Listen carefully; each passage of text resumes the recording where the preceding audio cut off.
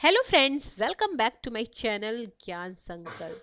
तो फ्रेंड्स, आज हम पॉलिटिकल साइंस की most important most expected questions करने वाले हैं। 50 क्वेश्चंस करेंगे जो आगामी आप कोई भी एग्ज़ाम दे रहे हो, किसी भी स्टेट से हो, किसी भी स्टेट का पीजीटी असिस्टेंट प्रोफेसर या यूजीसी नेट का एग्ज़ाम दे रहे हो, उसमें काफ़ी आपको हेल्प करेगा। तो स्टार्ट करते हैं आज का क्लास। अगर अभी तक आप मेरे चैनल से नहीं जुड़े हैं तो प्लीज़ चैनल को सब्सक्राइब कर लें, और जब सब्सक्राइब करें तो बेल आइकन को प्रेस करना, ताकि जब भी मैं वीडियो डालूंगी आगे तो आपको नोटिफिकेशन मिल जाएगा। और मेरे चैनल पे आपको पॉलिटिकल साइंस और हिस्ट्री की क्लासेस ली जाती है। काफ़ी सारे कंटेंट आपको चैनल पे मिल जाएगा, उसकी प्लेलिस्ट बनी हुई है, आप उसे देख सकते हो। स्टार्ट करते हैं आज का क्लास। अगर वीडियो पसंद आती है तो प्लीज़ वीडियो को लाइक भी करें, और अपने फ्रेंड्स फैमिली जो भी आपकी प्रिपरेशन करने वाले ग्रुप होंगे उनमें आप शेयर भी कर सकते हैं इस चैनल के लिंक को। स्टार्ट करते हैं। महाभारत का वो कौन सा भाग शासन के सिद्धांत से संबंधित है? ऑप्शन में है आदि पर्व, सभा पर्व, युद्ध पर्व और शांति पर्व। तो सभी को पता है शांति पर्व में है। तो महाभारत, एक मिनट इसको मैं थोड़ा जूम कर देती हूँ ताकि आपको क्लियर दिखे। ठीक है, देखो, महाभारत के शांति पर्व में दंड नीति, राजधर्म, शासन पद्धति, मंत्री परिषद और कर व्यवस्था के बारे में अनेक महत्वपूर्ण विचार मिलते हैं। प्राचीन भारतीय शासन व्यवस्था और राजनीतिक विचारों के अध्ययन का महाभारत का एक महत्वपूर्ण स्रोत है। शांति पर्व में राजा के कर्तव्यों एवं शासन व्यवस्था के विभिन्न अंगों का वर्णन किया गया है। आगे है, अरस्तु अपने किस विचार के कारण राजनीतिक वैज्ञानिक का पिता कहलाते? जैसे आपको मैंने कई बार ये बताया, देखो, राजनीतिक विज्ञान का पिता बोले तो अरस्तु, और राजनीतिक दर्शन का पिता बोले तो वो प्लेटो है। अब पूछा जा रहा है ये क्वेश्चन कि इनको क्यों बोलते हैं राजनीतिक विज्ञान का पिता। तो इसका इस पहले ऑप्शन में आपका इस क्वेश्चन में क्रांति, दास, युद्ध पूर्व और राजनीतिक से नीति शास्त्र से पृथक। तो इसका राइट आंसर यही होगा। इसके अलावा और भी कई कारण हैं जिनके कारण उन्हें राजनीतिक विज्ञान का जनक कहा जाता है। क्या क्या कारण है? एक तो उन्होंने अगमनात्मक विधि दी। अगमनात्मक विधि अरस्तु का है, प्लेटो का पूछा जाए तो निगमनात्मक। अ से अरस्तु, अ से अगमनात्मक, ऐसे आप कोरिलेट कर लो तो कभी भूलोगे नहीं और कंफ्यूजन भी नहीं होगा। अगला है, दूसरा है राजनीतिक शास्त्र को नीति शास्त्र से पृथक करना। सबसे पहले उन्होंने राजनीतिक शास्त्र और नीति शास्त्र को पृथक किया। तीसरा है यथार्थवादी विचारक हैं वो, जैसे वो आदर्शवादी और वो आइडियल की बात करते हैं प्लेटो, बट ये यथार्थवादी विचारक हैं। और इन्होंने 158 संविधानों का अध्ययन किया था, तो संविधानों का वैज्ञानिक वर्गीकरण किया था, तो इस कारण से इन्हें बोला जाता है। अगले क्वेश्चन पे चलते हैं। अगला क्वेश्चन बोल रहा है, किसने यह सिद्धांत प्रतिपादित किया कि राजनीतिक शासन को गैर नैतिक होना चाहिए? गैर नैतिक मतलब नैतिक नहीं होना चाहिए, गैर नैतिक होना चाहिए। तो ऐसा मैकियावेली का विचार है, और इनको मैकियावेली को प्रथम आधुनिक राजनीतिक विचारक बोलते हैं कि इन्होंने धर्म और राजनीति को अलग किया था। पहले पोप के थ्रू ही सारे काम होते थे, तो उन्होंने अलग किया था, तो इसलिए इनको आधुनिक युग का बोले जाते, प्रथम आधुनिक युग के विचारक के रूप में इन्हें माना जाता है। मैकियावेली राजा, ठीक है, मैकियावेली के अनुसार राजा को क्या होना चाहिए? साम, दाम, दंड, भेद चारों उपायों का आवश्यकता अनुसार प्रयोग करना चाहिए। इसमें शेर और लोमड़ी दोनों के गुण होने चाहिए, यानी शेर के जैसा साहसी भी होना चाहिए राजा में, और लोमड़ी की तरह चालाक भी होना चाहिए। मतलब कहने का मतलब परिस्थिति के अनुसार राजा को अपने रूप में परिवर्तन करना चाहिए। ठीक है, अगला क्वेश्चन चलते हैं। अगले क्वेश्चन पे है, क्या है? क्वेश्चन नंबर थर्ड है ना, फोर्थ। राजनीतिक दायित्व का सिद्धांत किसके द्वारा प्रतिपादित किया गया? राजनीतिक दायित्व का सिद्धांत किसके द्वारा प्रतिपादित किया है? तो ये है टी.एच. ग्रीन, और इनकी जो बुक्स है lectures on the principle of politic obligation, ये कई बार पूछा गया, 1879। अगला, प्रभुत्व की अवधारणा किससे संबंधित है? तो हेजेमनी, तो ये ग्रामसी से संबंधित है। ग्रामसी ने प्राधान्य सिद्धांत का प्रतिपादन किया। प्रधान सिद्धांत के अनुसार आधुनिक बुर्जुआ समाज की दृढ़ता का मुख्य स्रोत शासक वर्गों का प्राधान्य है, जो उसकी आध्यात्मिक एवं सांस्कृतिक सर्वोच्चता में परिलक्षित होता है। इनकी पुस्तक है प्रिजन नोटबुक। देखो, प्रिजन नोटबुक इनकी है, और प्रिजन डायरी आपकी जयप्रकाश नारायण की है, ये भी याद रखना, ठीक है। प्रिजन नोटबुक इनकी है, कब है, 1729। जो रिलेटेड है जिसमें कंफ्यूजन हो सकता है उसको मैं आपको बताते जाती हूँ। अगला है सिद्धांतों का प्रतिपादन करने के लिए सामाजिक संविदा सिद्धांत का इस्तेमाल किया गया है। सामाजिक संविदा सिद्धांत का इस्तेमाल कौन कौन किए हैं? ऑप्शन में है आपका मार्क्स, रॉल्स, लेनिन और नॉजिक। तो उसमें पहला, दूसरा, तीसरा, मतलब ऐसे है, तो इसमें रॉल्स और नॉजिक ने किया है, ऑप्शन बी। अगला क्वेश्चन है आपका, आगे चलते हैं।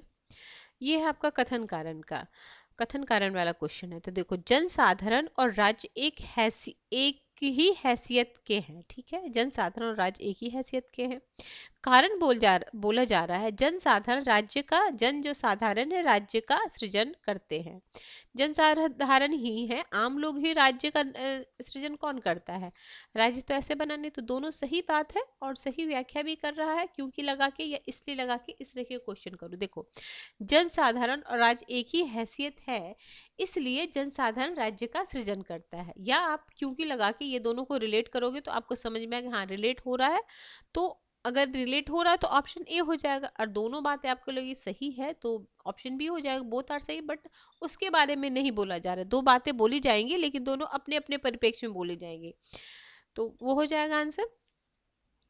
अगला है, जिस क्रम में राजनीतिक विचारक ने अपने सिद्धांतों का प्रतिपादन किया वे सही क्रम कौन कौन से हैं? अब उनके कैसे कैसे, तो देखो हॉब्स है सबसे पहले, इसमें आंसर हो जाएगा option number A Machiavelli. Machiavelli के बाद हॉब्स, हॉब्स के बाद रूसो, अगर लॉक रहता तो लॉक होते, तो रूसो, और उसके बाद मिल है, ठीक है।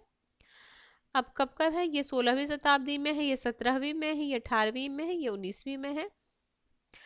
अगला है आपको मैच करना है, उग्र मानवतावाद, सबको पता है उग्र मानवतावाद किनका है? एम एन रॉय का है। राजनीतिक सिद्धांत की मृत्यु, फिर है राजनीतिक सिद्धांत का हास्य, अधिकारिता का सिद्धांत, ठीक है। तो राजनीतिक सिद्धांत, ये ए का हम लगाएंगे क्या, ए का थर्ड आपका 2 में है, ठीक है।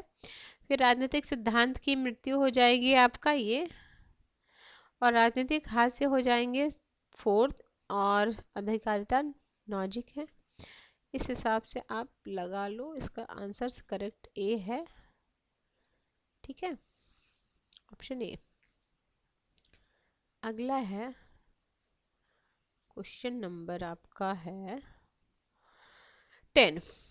देखो अब इसमें फिर मैच करना है, जाति उन्मूलन, चतुर तर्क, मानवीय चक्र, हिंद स्वराज। तो हिंद स्वराज किसका है? तो हिंद स्वराज सबसे पहले हम लगाएंगे ये गांधी जी, यानी डी का फर्स्ट, यानी 2 ए, पहले ही दो तो ऑप्शन आपके कट गए, 2 नहीं आएंगे। हिंद स्वराज तो कॉमन है, और जाति उन्मूलन की बात कौन कर सकते हैं? इसमें कौन करेंगे? अम्बेडकर करेंगे, तो ए का थर्ड तो आपका ऐसे ए से भी आ जाता, अगर आपको ये भी अम्बेडकर वाला भी पता होता तब भी आ जाता। बाकी चतुर्तर्क और मानवीय चक्र, तो मानवीय चक्र हो जाएंगे आपके ये अरविंदो घोष, और चतुर्थ ये हो जाएंगे बी में फोरहीगल। अब इसमें से जो पता है वो तो ठीक है, अगर आपको कुछ चीज़ें नहीं लग रही तो आप उसको नोट्स में अपना नोट डाउन करते रहो। अगला है कथन और कारण वाला फिर से क्वेश्चन है। देखो, अभिजन सिद्धांत इस विचार पर आधारित है कि हर समाज में व्यापक रूप से 2 श्रेणियां होती है, ठीक है। एक शासन करता है, एक शासित होता है, ठीक है। दूसरा बोल रहा है कारण बता रहा है, अभिजन सिद्धांत पहली बार प्रजातंत्र और समाजवाद की आलोचना के रूप में प्रारंभ हुआ। तो देखो दोनों बातें सही कही जा रही है, बट उसकी व्याख्या नहीं किया जा रहा है, उसी ऊपर वाले की व्याख्या नीचे नहीं किया जा रहा। तो इसका क्या हो जाएगा answer? Both are correct, but उसको एक्सप्लेन नहीं कर रहा है। यहाँ बोला जा रहा है कि अभिजन सिद्धांत इस विचार पर आधारित है कि हर समाज में व्यापक रूप से दो श्रेणियां होती हैं, और ये यहाँ कारण कुछ और बोला जा रहा है, बट कारण भी सही बोला जा रहा है, तो उसका हो जाएगा बी। अगला क्वेश्चन है आपका, अब है कंपैरेटिव पॉलिटिक्स से क्वेश्चन आ रहा है। डेविड ईस्टन के अनुसार निम्नलिखित में कौन राजनीतिक व्यवस्था में नियामक कार्यविधि होती है? तो यह सामाजिक सांस्कृतिक मानदंड। अगला चले, ये है क्वेश्चन नंबर 13।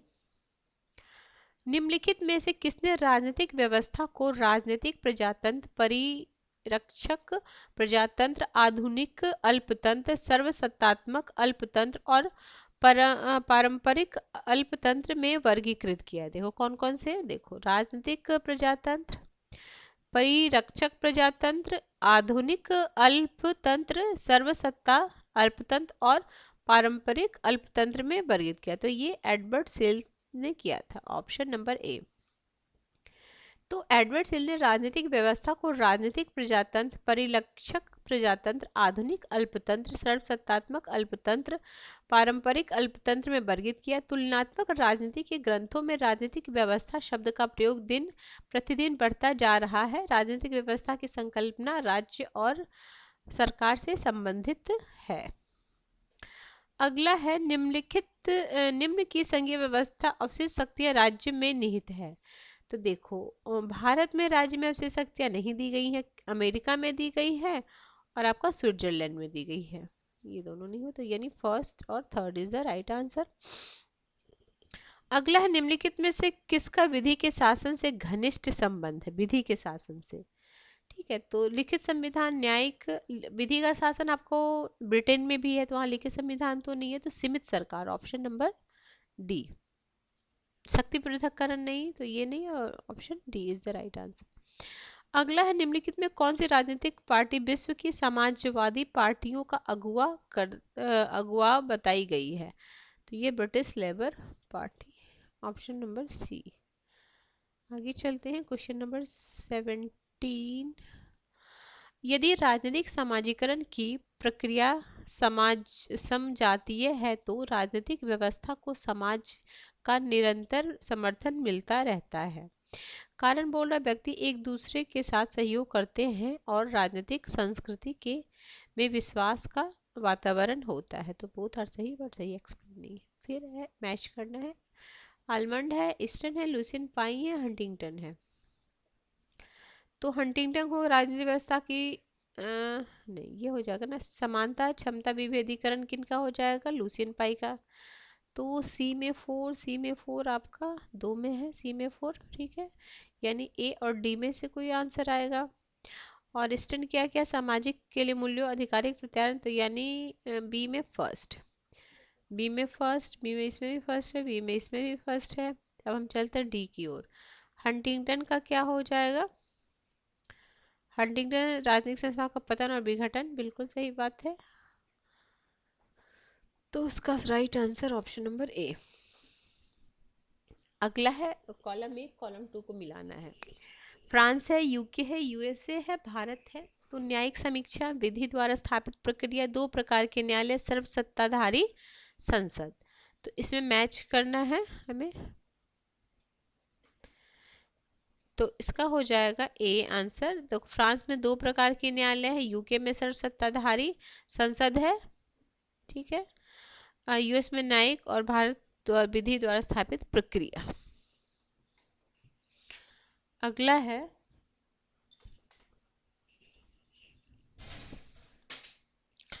हाँ, क्या क्वेश्चन है? दिए गए कूट की सहायता से निम्नलिखित संकल्पनाओं का क्रम बताइए। कार्ल ड्यूस द्वारा प्रयुक्त संकल्पनात्मक ढांचे में से उसने इनका किस प्रकार प्रयोग किया? तो उग्र थी, लीड, लोड, लैग, गेन। ये पहले भी ये क्वेश्चन आ चुका है, तो देखो क्वेश्चन तो रिपीट होते हैं, तो इसका राइट आंसर हो जाएगा ये। सबसे पहले हो जाएगा आपको लोड, फिर हो जाएगा लैग, फिर हो जाएगा फोर्थ में गेन और सबसे बाद में लीड, है ना, यही है ना? हाँ देख लो। आगे चलते हैं, असर्शन रीजन का क्वेश्चन है। क्या क्वेश्चन बोल रहा है? देखो, जनहित याचिका कानूनी सहायता आंदोलन का रणनीतिक हथियार है। जनहित याचिका कमजोर के दरवाजे तक न्याय लाने के लिए है। दोनों सही है और सही इसकी व्याख्या करता है। अगला क्वेश्चन नंबर आपका 22 अब है भारतीय शासन एवं राजनीतिक। इग्निटिंग माइंड्स का लेखक कौन है? तो ये है एपीजे अब्दुल कलाम। अगला है 93वां संवैधानिक संशोधन निम्नलिखित में से संबंधित है। तो ये संबंधित है शैक्षणिक संस्थाओं में ओबीसी के आरक्षण से। 93वां संशोधन 2005 में हुआ था। राज्यों को सामाजिक शैक्षणिक दृष्टि से पिछड़े वर्गों, अनुसूचित जाति जनजातियों के लिए शैक्षणिक संस्थाओं में आरक्षण करने हेतु विशेष उपबंध बनाने की शक्ति प्रदान करना। भारत का प्रथम दलित राष्ट्रपति कौन है? देखो, दलित राष्ट्रपति हो जाएंगे KR नारायण। अभी पूछा जाएगा पहली ट्राइबल जो है वो जो अभी की जो हमारी राष्ट्रपति है मुर्मू जी, वो ट्राइब की फर्स्ट राष्ट्रपति है। तो इस तरीके के भी क्वेश्चन बन जाएंगे, ध्यान रखना। निम्नलिखित क्षेत्रीय राजनीतिक दलों में से कौन सा यूपीए में उसका स्थान के समय शामिल नहीं हुआ है? तो ये Telugu Desam, option number A. और बाकी शामिल के देखो, यूपीए में उसकी स्थापना के समय तेलुगु देशम शामिल नहीं हुआ। यूपीए सरकार का निर्माण विभिन्न दलों की आपस में सहमति के आधार पर हुआ, इसलिए यह गठबंधन सरकार थी जिनका कांग्रेस संबंध। ठीक है, चलो आगे चलते हैं। क्वेश्चन नंबर 26, निम्नलिखित में कौन सा प्रधानमंत्री लोकसभा का सदस्य नहीं था? तो ये लोकसभा के नहीं थे, HD देवगौड़ा। फिर अभी वो भी नहीं थे, वो भी राज्यसभा से बने थे आपके मनमोहन सिंह। तो इस तरीके से क्वेश्चन आ सकता है ऑप्शन में। अब देखो, देवगौड़ा हो गया तो 2-3 ऑप्शन दे देगा, 2-3 में से बोले 1 2 2 3, इस तरीके भी क्वेश्चन। तो आपको ध्यान रखना है कि कौन कौन से लोकसभा के सदस्य नहीं थे, राज्यसभा के सदस्यता लेके प्रधानमंत्री बने थे। अगला है क्वेश्चन नंबर 27, मौलिक अधिकार का उद्देश्य समतावादी समाज सृजित करना है। कारण है व्यक्तियों में दूसरों पर आधिपत्य रखने की अंतरजात प्रवृत्ति होती है। तो दोनों सही है, बट सही उसकी व्याख्या नहीं है। क्वेश्चन नंबर 28 है, सुभाष भारतीय राष्ट्रीय कांग्रेस के अध्यक्ष रूप में कांग्रेस समाजवादी पार्टी का गठन। अब इसको क्रम में सजाना, ठीक है। तो ये कब हुए थे? सुभाष चंद्र बोस 39 में बने थे इसके अध्यक्ष। कांग्रेस समाजवादी पार्टी का गठन कब हुआ? गांधी जी द्वारा सत्याग्रह सभा सांप्रदायिक पंचायत 32 में हुआ था। तो इस तरीके से देखते हैं। देखो, 32 में हुआ था। समाजवादी पार्टी बनी थी आपका 34 में, 1934 में, 38 में। ये इससे option number B is the right answer.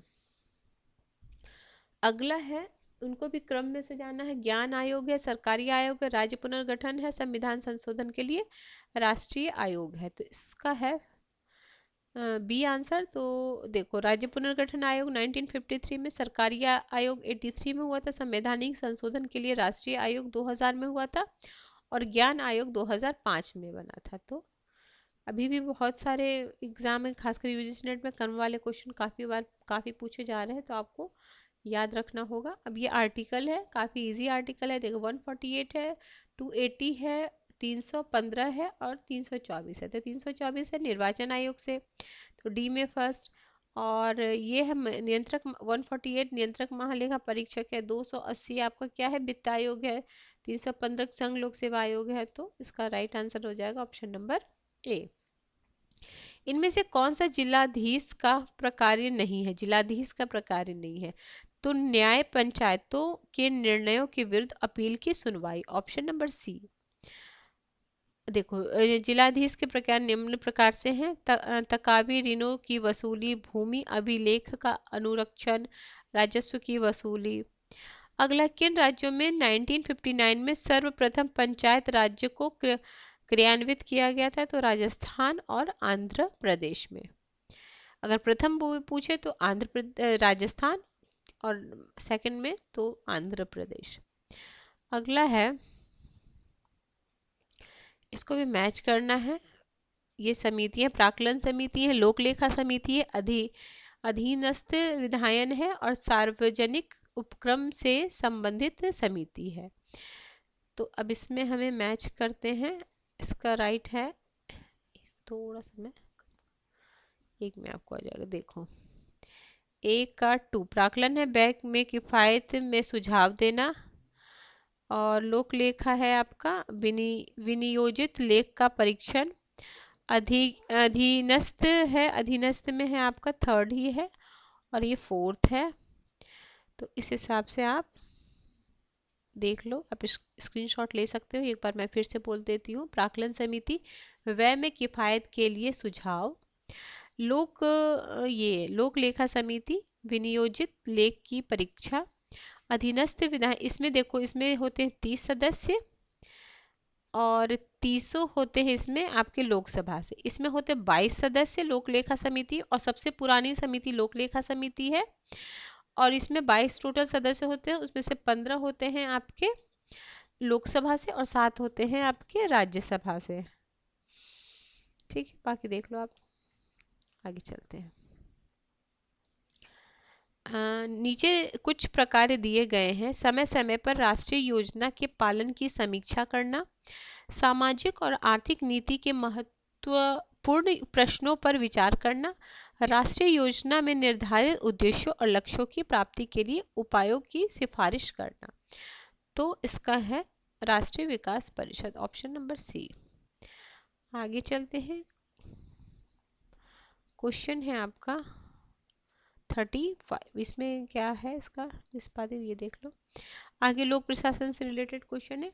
नव सार्वजनिक लोक प्रशासन का उद्गम पहल किससे संबंधित है? तो मुंडो बुक से स्टार्ट हुआ था ना, 1968 में पहला मुंडो बुक हुआ था। देखो यहाँ पे। अगला है असर्शन रीजन का क्वेश्चन है। लोक प्रशासन निजी प्रशासन की तुलना में ज्यादा विस्तृत है। लोक प्रशासन निजी प्रशासन का नियमन करता है। ठीक है, दोनों सही है बट सही व्याख्या नहीं। अगला है पदोन्नति निष्पादन मूल्यांकन के आधार पर करना चाहिए। योग्य लोक सेवकों की क्षमता और विशेषताओं की पहचानने की जरूरत है। तो दोनों सही है बट व्याख्या नहीं है। अगला है निम्नलिखित आवश्यकताओं को पदानुक्रम में मतलब लगाना है। जब मॉसले का जो है ये नीड हायरार्की थ्योरी इनकी है। तो इसमें ऐसे है, ट्रायंगल बनाओ। सबसे पहले क्या है? सबसे पहले है आपका शारीरिक आवश्यकता। जैसे क्या है, सबसे पहले भूख लगना। तो सबसे पहले हम क्या देखते हैं कि हमारी भूख लगती है, भूख को मिटाना। जब अब वो आपकी पूरी हो जाती है फिर सुरक्षा हो जाता है कि सुरक्षा के लिए हम काम करते हैं। ठीक है, जब सुरक्षा मिल जाता है फिर सामाजिक आवश्यकता की बाकी और कुछ सामाजिक आवश्यकता जो होता है उसके लिए होती है, वो हो जाता है। फिर आदर चाहते हैं कि लोगों से सम्मान मिले। और सबसे लास्ट में क्या होता है? प्रत्यक्षण और की आवश्यकता। ठीक है, और लास्ट में हो जाता है। इसके हिसाब से ये मॉस्लो ने दिया नीड हायरार्की थ्योरी है। ये आपको अगर आप टीचिंग एग्जाम दे रहे हो तो आपके उसमें साइकोलॉजी में भी ये वाला मॉस्ले का ये वाला पढ़ना है, नीड हायरार्की थ्योरी। अगला क्वेश्चन है क्वेश्चन नंबर 39। निम्नलिखित प्रकार के परीक्षण में कौन सा जन सेवा में भावी नव भर्ती के लिए व्यक्तियों को तैयार करता है? तो भर्ती पूर्व परीक्षण, ऑप्शन नंबर भर्ती पूर्व परीक्षण। ठीक है, अब ये क्यों भर्ती के पूर्व से परीक्षण? क्योंकि जब देखो निम्नलिखित में प्रशिक्षण में कौन सा जन सेवा भावी नव भर्ती के लिए व्यक्तियों को तैयार करता है? तो भर्ती से पहले जैसे आप एग्जाम पास हो लेते हो, एग्जाम पास होने के बाद क्या होता है, IAS IPS जब पास होते हैं उसके बाद उनको प्रशिक्षण दिया जाता है, उन ट्रेनिंग दी जाती है, उसके बाद वो पोस्ट उनकी भर्ती होती है। तो इसलिए भर्ती पूर्व परीक्षण ये हो जाए प्रशिक्षण, भर्ती से पूर्व उनकी प्रशिक्षण होती है। अगला है मैकाले ने निम्नलिखित प्रशिक्षणों में से किसका समर्थन किया है? तो लिखित परीक्षा का किए थे, शिक्षा और अनुभव का मूल्यांकन किए थे, निष्पादन का कार्य किए थे। तो सारा हो जाएगा। अगला है क्वेश्चन नंबर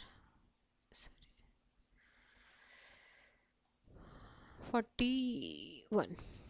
निम्नलिखित में कौन सा राष्ट्रीय शक्ति का तत्व नहीं है? ठीक है, तो यह दलीय ऑब्वियस है, नेतृत्व भी है, राष्ट्रीय चरित्र भी है, राष्ट्रीय संसाधन भी है, राजनीतिक दल से इसका क्या संबंध है? ठीक है। अगला, निम्नलिखित में कौन सा देश हाल में सार्क का सदस्य बना था? 2007 में बना था ये अफगानिस्तान। 2000 कहीं कहीं आपको, लेकिन 2007 ही होगा, 8 नहीं 2007 होगा। 2007 में बना था, 2007 में बना था। ठीक है, अगला है देखो सदस्यता प्रदान की 2007 दिया। ठीक है, अगला है इनमें से कौन यूरोपीय यूनियन का हिस्सा नहीं है? ठीक है, तो ये है आपका यूरोपियन प्रादेशिक आयोग। देखो कौन कौन से हैं इसके सदस्य।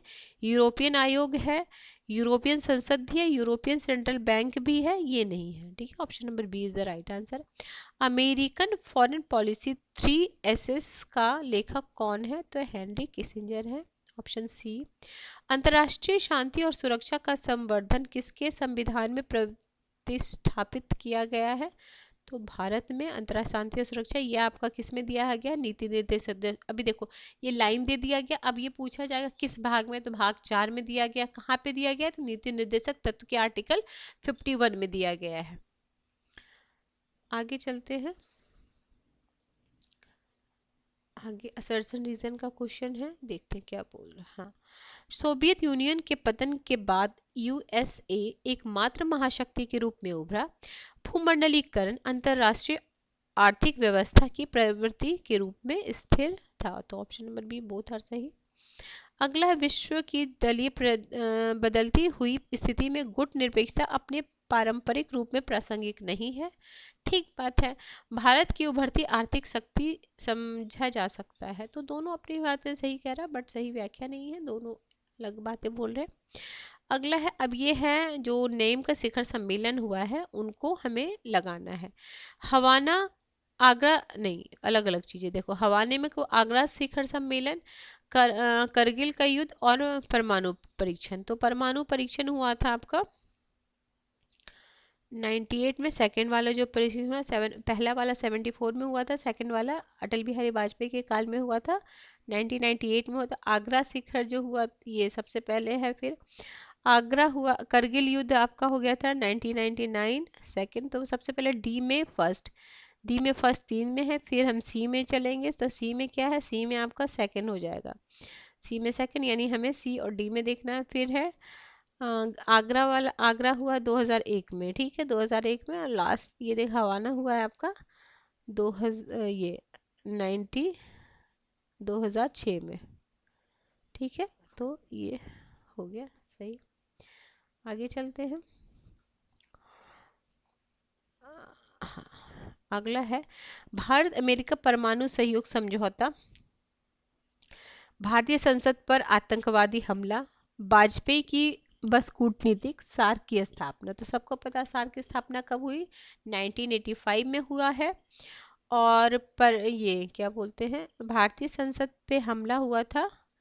सबसे पहले डी का हो जाएगा ए में से ही आ जाएगा। फिर ए में हो जाएगा आपका सेकंड 2007 में हुआ था समझौता। संसद पे हमला हुआ है आपका 2001 और कूटनीति हुआ है ये 2019 में, 1919 में।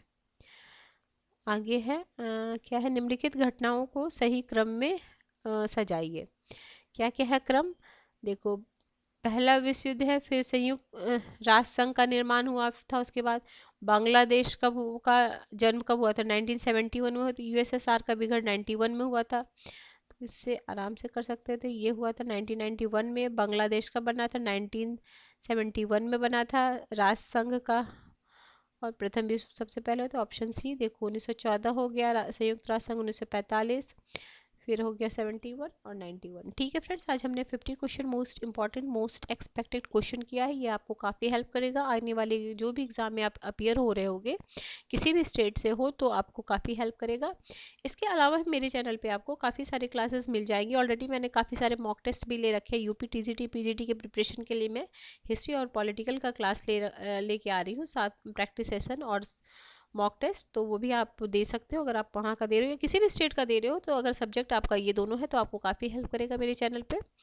तो ठीक है फ्रेंड्स, मिलते हैं। अगर पसंद आ रही है तो वीडियो को लाइक भी ज़रूर करें। मिलते हैं नेक्स्ट वीडियो में।